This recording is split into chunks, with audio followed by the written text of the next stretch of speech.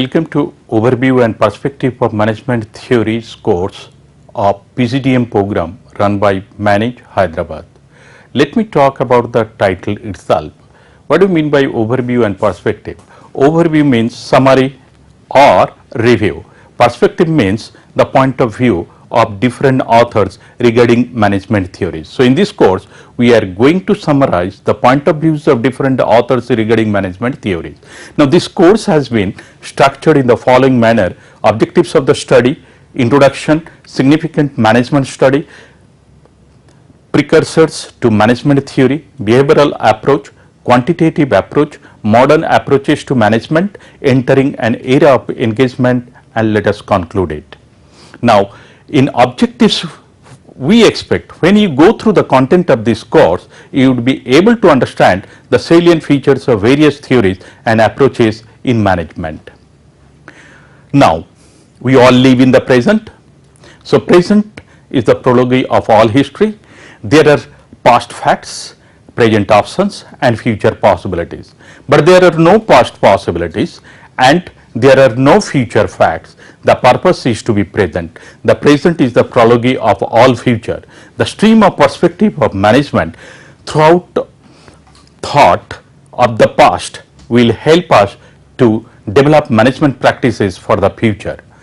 There are two important streams of perspective in management theories. Traditional management perspective that talks about work on hierarchical framework. Another one is the learning organizational perspective. They deal with to understand the human being and the basic system, business systems, and to integrate them. There are certain forces which has influenced the management study. Those three forces: social forces, economic forces, and political forces. In social forces, norms and values that determines the culture.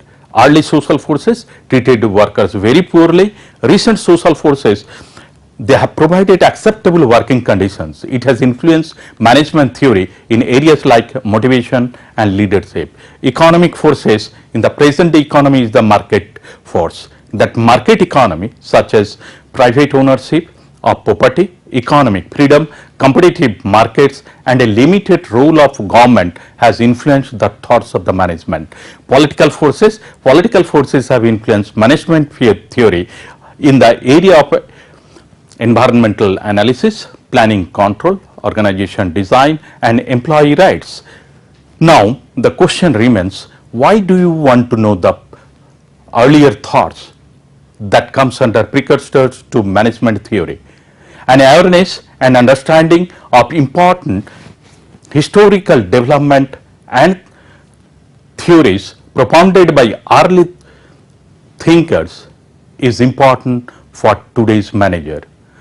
The first principal contributor or five principal contributors: Robert Wayne, Charles Babbage, Andrew Wood, Charles Dupin, and Henry Robinson Troyan. Now, Robert Wayne is regarded as the pioneer in human resource management. He believed that workers' performance was influenced by the environment in which they work. He proposed that some sort of limitations in the working hour and the restrictions of child labor must be implemented to get the maximum output from the employees. Charles Babbage, he is an inventor and management scientist. Babbage was an advocate of the concept of division of labor. He was impressed by the idea of work specialization. Babbage felt that work specialization will reduce training time and improve the skills and efficiency of the workers. There are major approaches. One of the approaches is the classical management approach, which is scientific approach and administrative approach. Now, in case of scientific approach, there are some contributors: Frederick, Wilson Taylor, Frank Gilbert, Lillian Gilbert, Henry Nat, Henry Fayol, and in that they have contributed to the growth of the management concepts. The next approach is the administrative approach. Contributors are Max Weber, Mary Parker Follett, Elton Mayo, Abraham Maslow. Now, there are certain schools of management thoughts which has played an important role for this particular management theories. Those schools are scientific management, administrative theory, and bureaucratic management. The contributors are Frederick, Winslow Taylor, Henry Fayol, and Max Weber. Now, scientific management, it emphasizes the scientific study of the work which is being done in that particular area to improve the efficiency of the workers. Now, Frederick Wilson Taylor is recognized as father of scientific management. He identified a grave-faced situation and issues which is being known as soldering problem in the organization.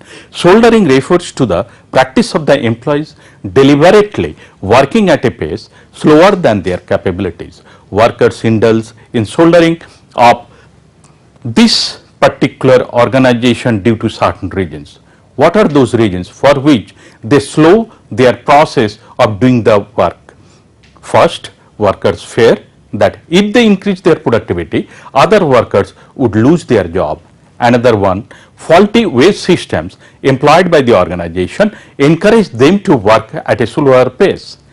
Another one, outdated methods of working that has handed down from generation to generation that led them to great deal of wasted efforts. Now, soldering problems can be eliminated by developing a science of management. In essence, the scientific management as propounded by Taylor emphasizes need for development a scientific way of performing a job, training and preparing workers to perform that particular job, establishing harmonious relations between management and workers so that job is performed in the desired way. The two major managerial practices emerged out of it, piece rate incentives, another one is system and that time and motion study. It plays an important role to know this particular thing which has improved the management studies. The first one is piece rate incentive system. The wage system was one of the major reasons for soldering effect. The aim of the system was to reward the worker who produced the maximum output. The time and motion study. In a time and motion study, jobs are broken down into various small tasks or motions, and unnecessary motions are removed to find out the best way doing a job. Objectives of this time and motion analysis is to ascertain a simpler, easier and better way of performing a work or job. Frank Gilbert and Ilian Gilbert. Frank and Ilian Gilbert were mainly involved in exploring new ways for eliminating unnecessary motions and reducing work fatigue. Administrative theory. The most prominent of this particular theory is Henry Fayol. Henry Fayol believed that with scientific forecasting and proper methods of management, satisfactory results are inevitable. He identified 5 major functions: planning, organizing, coordinating, commanding and controlling, which relates to the 5 management functions of the recent day. Those are planning, organizing, staffing, leading and controlling. Now, this particular thing plays an important role to develop the management thoughts. What he has propounded that has led to have 14 principles in management. The first is the division of work. Work specialization results in improving efficiency of operations. The concept of division of work can be applied to both managerial and technical functions. Authority and responsibility. Authority can be formal or personal. Formal authority, it lies with the position, and personal authority remains with the expertise, knowledge, intelligence, etc. Now, authority and responsibility go hand in hand when a regular exercise it by a manager. He should be held responsible for getting the work done in the desired manner, and for that he is responsible to get the work done as he is having the authority to do it. Then comes discipline. It involves obedience to the authority, adherence to rules, respect for superiors, and dedication to one's job. Then comes unity of command. Each employee should get orders or instructions from one superior one only. Unity of directions. Activities should be organized in such a way that all will come under one plan and are supervised by one person.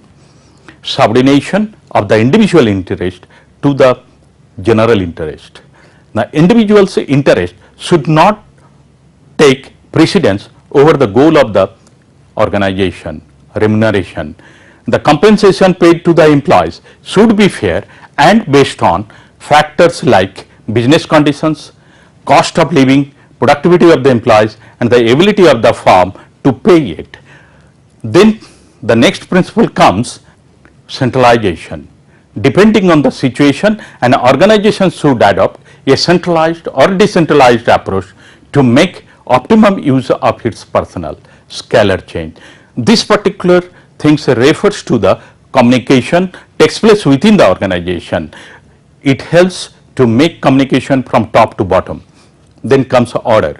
This refers to both material and social order in organization. Material order indicates that everything is kept in a right place to facilitate the smooth coordination of work activities. Similarly, social order implies that right person is placed in the right job. Equity. All employees should be treated fairly. A manager should treat all employees in the same manner without any prejudice. Then comes stability of tenure of personnel. High labor turnover should be prevented, and managers should motivate their employees to do the better job. Initiative. Employees should be encouraged to give suggestions and develop new and better work practices. Spread the scopes. It means a sense of union. Management must indicate a team spirit within the individuals who are working in that particular organization. And then comes bureaucratic management.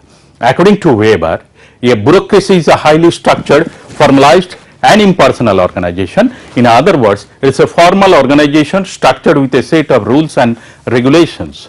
Limitations of the classical management theories. The classical theories has ignored the human desire for job satisfaction. Then has come behavioral approach. The behavioral school of management emphasized what the classical theories ignored, the human element. While the classical theorists viewed the organization from a production point of view, the behavioral theorists viewed it from the individual's point of view. The behavioral approach to management emphasized individual attitudes and behaviors and group process, and recognized the significance of behavioral process in the workplace. Mary Parker Follett, focusing on group influences. Follett argues that the power should not be based on hierarchy.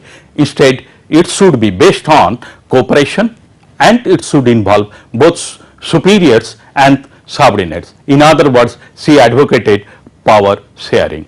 Her humanistic ideas have influenced the outlook towards motivation, leadership, teamwork, power and authority. Abraham Maslow, focusing on human needs, theorized that people were motivated by a hierarchy of needs. His theory rested on these assumptions. First, all of us have needs which are never completely fulfilled. Second, through our actions we try to fulfill our unsatisfied needs. Third, human needs occur in the following hierarchical manner: physiological needs, safety or security needs, belongingness or social needs, esteem or status needs, self-actualization or self-fulfillment needs. According to Maslow, one needs at a specific level. When that need is fulfilled, then that do not instigate to motivate to work for other one, but they try to get the strive to fulfill the needs at the next level. Douglas McGregor, now challenging traditional assumptions about employees, in that there are two important theories are being given, theory X and theory Y. Theory X gives the negative view of the people. There the manager thinks people are lazy, have little ambitions, dislike work, want to avoid responsibilities and need to be closely directed to make them work effectively. Whereas Theory Y says the positive view of an individual. Manager thinks people are creative, innovative, are willing to take responsibility, can exercise self-control and can enjoy their work. They generally have higher level ends which have not been satisfied by the job. Charles Angres, he has already propounded one particular thought, that is the stage of immaturity and dependency of a state of maturity and independence. Many organizations tend to keep their employees in a dependent state and thereby binding future progresses, blocking future progresses. Angres argues incongruence can be corrected by techniques of job enlargement and job loading, which increase the work-related responsibilities of the individual and allow time to participate in the decision making. Quantitative approach. This focuses on mathematical approach, and that mathematical approaches are in management science and operation technique and management information system. Now, management science, various mathematical tools like weighting line theory, queuing theory, linear programming, part CPM decision theory, the simulation theory, probability theory, sampling techniques, series analysis, etc. have increased the effectiveness of management decision making. Operation management, it deals with the effective management of the production process and the timely delivery of an organizational product and services. Operation management is concerned with inventory management, work scheduling, and the trades used by this has helped the managers to effectively reach or attain their goals. Management information system concerned with the raw data which are being converted into information and passed on to the manager to do their job. Modern approaches to the management, here there are two important theories are being said. One is system theories, and in that it has been said an organizational system has four major components: inputs, transformation process, output and feedback. Inputs through which we can produce the product, and inputs are 4 M's and 1 information: money, material, machines and information. Transformation, that particular process through which inputs are converted into output, outputs are the product, and feedback, informations about that particular product.